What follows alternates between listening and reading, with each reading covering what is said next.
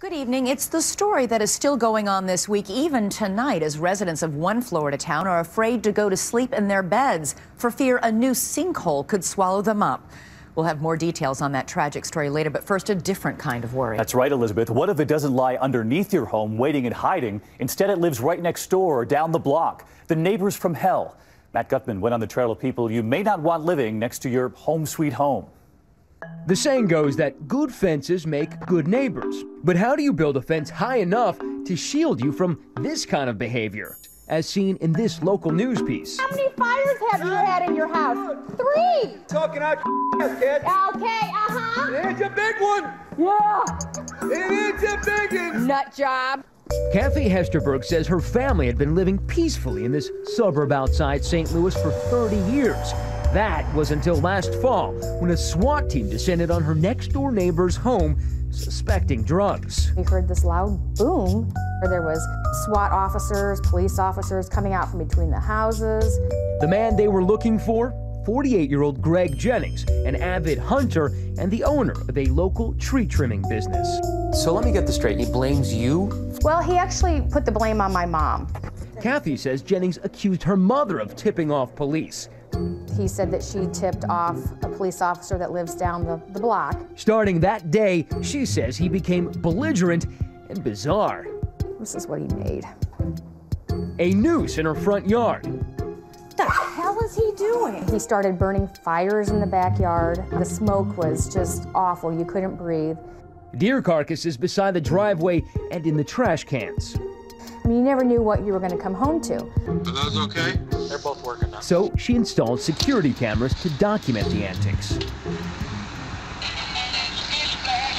He made it a point night after night after night to prance around out there right on the property line. Each night, his behavior got more erratic. The cameras are out in plain sight. You'd figure they might serve as a deterrent, but not for Greg Jennings. According to Kathy, that's him in the dead of night, strolling the grounds in his underwear. And here, that's right, he's wearing a box on his head. Thought I'd come in disguise this time. So what should you do if you have a nasty neighbor? Don't show the pain. Calling the police all the time, they're getting the reaction that they want. They're going to keep doing it. And what do you do if not even the police can help you? Kathy says she called them dozens of times. If we don't have a specific law violation, we can't do anything other than try and mediate between the two parties. It's a fine line between being a neighborly nuisance and winding up in handcuffs. Jennings seems to know exactly how to navigate that gray area. The limits of the law don't help, victims. It covers bullies. Would you say he's a bully? Oh, yeah. And that can hurt, says Shark Tank's Barbara Corcoran, and she knows real estate. The problem with a nasty neighbor is not only that you've had to live with them for 4 or 5 years, but when you want to get rid of them and have to sell your home, you have to disclose it. And so the damage to your home is enormous. But since all that media attention, You're being a punk right now. You're being a punk. Kathy tells us she and Jennings were working towards a truce. So we figured we'd ask Greg Jennings his side of the story, and we left a letter and waited all day for him.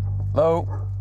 It took a few attempts Your neighbors say you've been tormenting them, but I want to hear your side of the story, sir. before he finally sort of responded. Leave my property, I'm calling the police. Mr. Jennings, I will absolutely leave your property, but I'm sure you... Turns out he didn't like company on his side of the fence. Safely leave my property right now.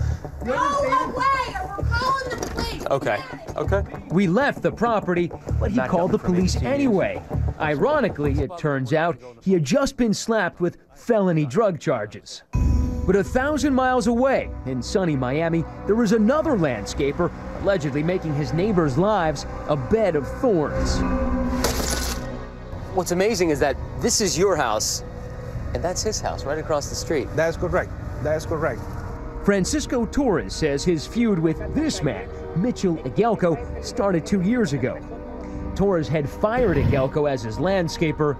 Big mistake. So, Torres says he installed a $70,000 security system. He even quit his job to monitor it full-time, hoping to catch Igelko red-handed.